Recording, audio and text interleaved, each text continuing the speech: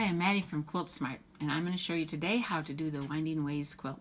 It's a download on our website, and the first page looks like this. And you can see that it's just a great pattern. It's a super simple little shape to make, but you get this sort of secondary circular effect in it that's really cool. It's sort of a treat for the eyes. So let's just get started right away, and I'll show you how to do it. The first step is that we're going to stitch on the solid line. Oh, and look at how those nails match the fabric. Is that not cool? So I'm going to just stitch on the solid line with a 2.0 millimeter stitch, regular quilting stitch. And also, I love using an open toe foot. That is like, you can see the line so well. So if you don't have one, go to your sewing machine manufacturer dealer and ask them about an open toe foot. You will absolutely love it. So you can see how easy that is. And you just stitch on the solid line. And I'll do the other one later. But right now I'm going to just trim that. So now I'm going to trim on the dashed line. And you can see how I have two on here. This is a 10-inch square. So two of these little football shapes fit very nicely on a 10-inch square. And I'm simply cutting on the dashed line.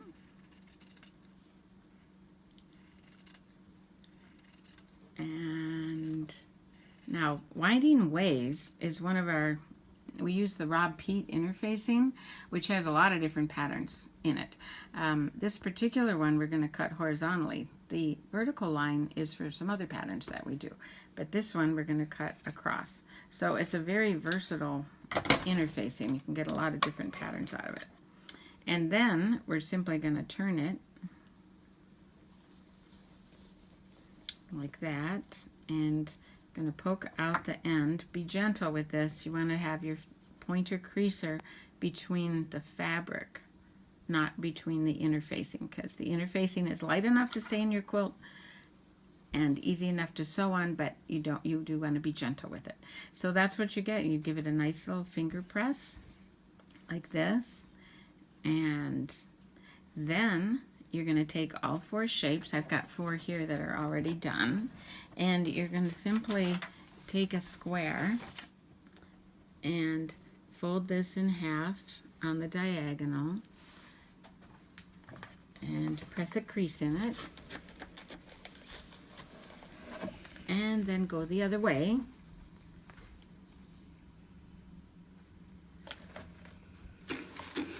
And what that does is it forms the creases where you're going to put your pieces. Now that line comes into play. So you're going to put the point of the little shape at the cross of the crease, and then this line is going to follow that crease right out. So you can put four of those on, like that, and that helps keep them kind of nice and centered. And this one over there, and then you're going to just fuse those down. I give it a little bit of steam. After you fuse it, we're going to zigzag all around. And you can do that in a figure 8 if you wish. And I have one here ready to do that. And you are going to want to switch your machine to invisible thread or a thread that matches. Okay, so I have put invisible thread on the machine, and I'm going to do a zigzag stitch.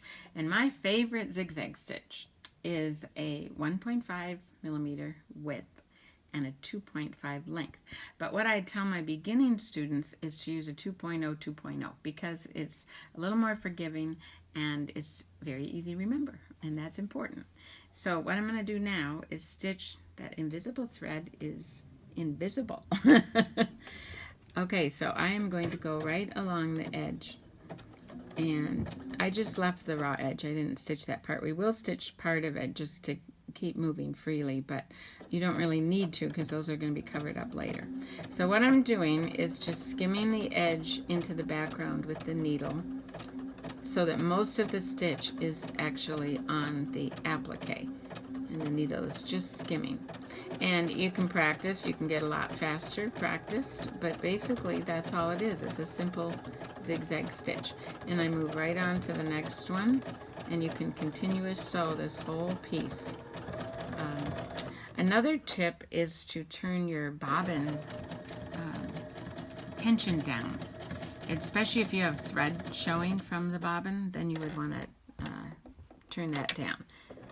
And you can also use regular thread that complements your fabric nicely if you like.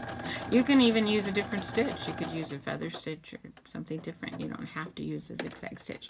This stitch is nice because it gives you the kind of the concept that, or the idea that you curved pieced it, but you didn't, which is very nice. So I'm just continuing along there. And you can see how you keep going like that. So I have this all zigzagged, and now the next step is a little unique, but very simple to do. You're going to want a 1/4 inch foot, and that's a foot with a guide, or something on your machine that'll do a 1/4 inch stitch. So I'm just going to change that on my machine, and we'll be on our way.